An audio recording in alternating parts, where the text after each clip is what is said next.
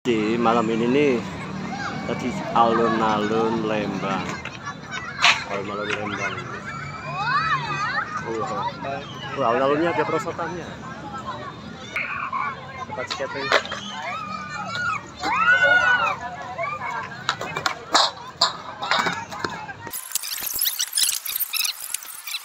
Lalu habis itu ini tempat kulinernya pas di sebelahnya persis ya. Jadi yang tadi itu yang Markobas itu tuh sebelahnya alun-alun persis nih.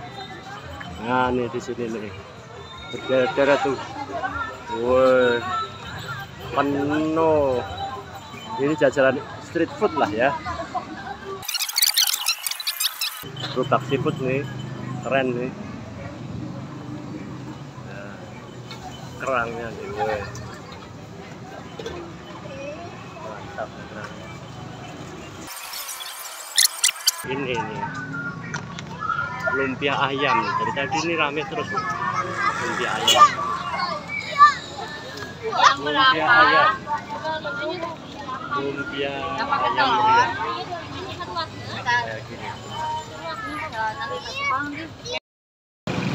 Ini Jaben Lembang. Oh sama, yang punya sama Mam Gede. Wow. Jualan apa nih ya? Jualan apa? Ini kakak ada kondok, odeng. Oh ini ceker, bukan? Ya, apa tuh? Ceker. Ada ceker, Oh, tulang, bakso. Oh, bakso. Ini tulang rawu ayam, tulang rawannya. Tulang rawan ayam. Iya. Yang ini tulang rawan ayam. Nanti dikasih chili oil. Ah. Oh, berapaan satu bungkus? Seporsinya terserah, mulai dari 2.000 aja. Hah? Mulai dari 2.000 aja. Oh ya. Jadi per itemnya 1.000-an. Kalau yang gede odengnya 2.000. Oh. Ya di sini. Ini angkat-angkatin badan nih. Dingin banget memang. Ya ini plat H aja Semarang sampai sini nih. Ya inilah suasana alun-alun Lembang. Panjang lampu paling pojok sampai terus ini semua makanan semua. Dan orang wah cari parkirnya susah banget. Ini nih yang tadi itu kan yang pisang hijau nih. Ini yang pisang hijau. Semalam 5 kilo habis katanya.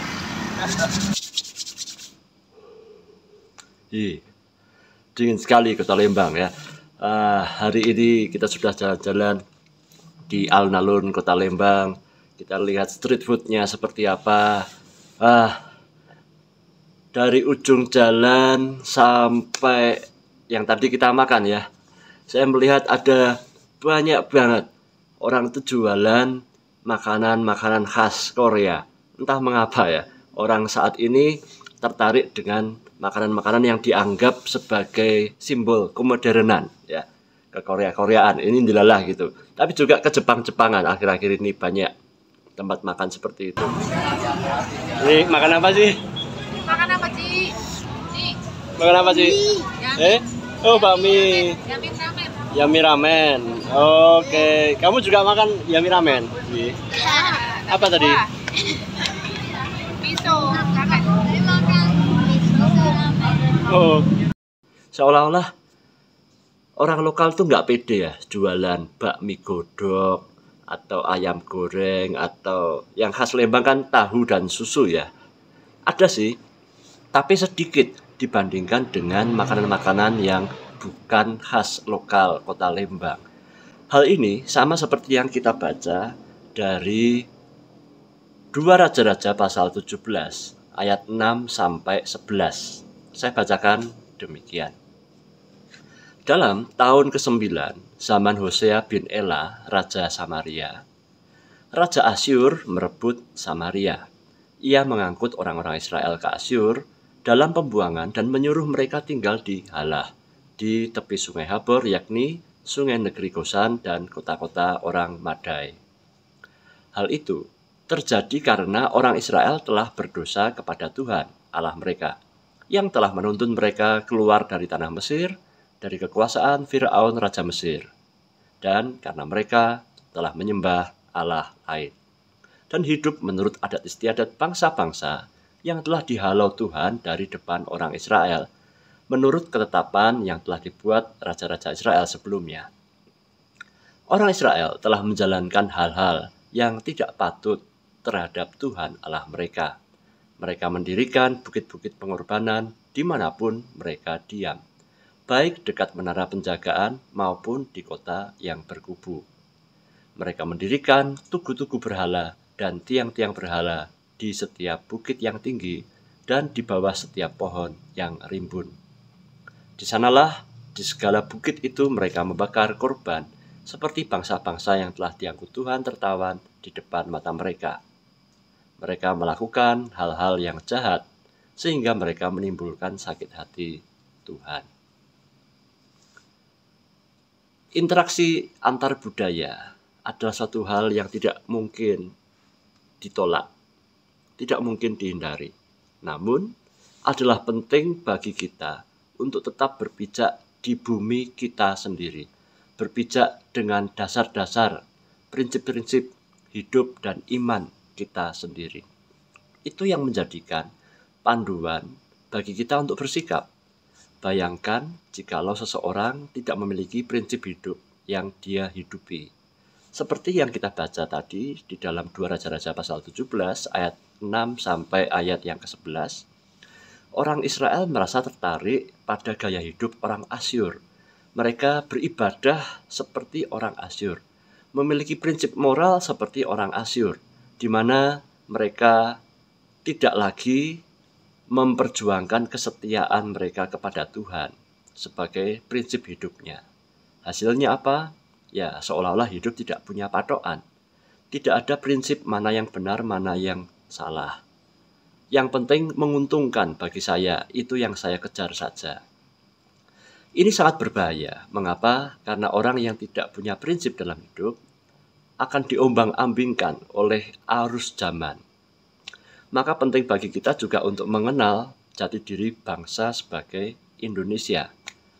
Di Nusuan esok tanggal 19 Juli 2025 jam 7 ada bedah budaya, di mana menjelang kemerdekaan negara Republik Indonesia yang ke-80, kita sedang ditantang untuk mendiskusikan kesejarahan kita, kemerdekaan kita itu dasarnya apa. Ya, jadi kalau Anda warga Solo dan sekitarnya silakan datang ke GKI Nusuan tanggal 19 Juli 2025 jam 7 petang.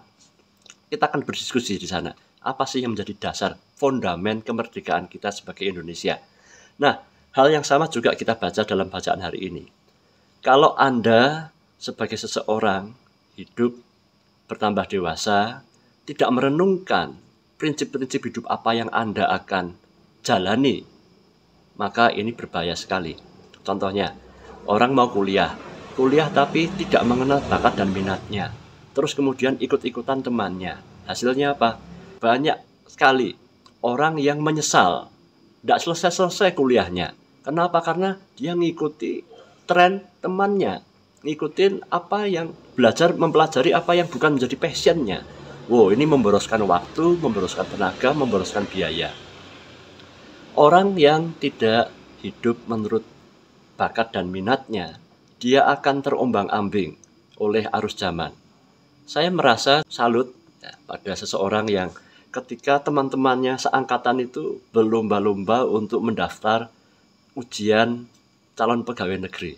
Tapi dia dengan tegas berkata, enggak, saya enggak mau. Karena saya merasa bahwa godaan sebagai seorang ASN itu terlalu berat bagi saya. Sekalipun teman-teman saya mendaftar ujian itu.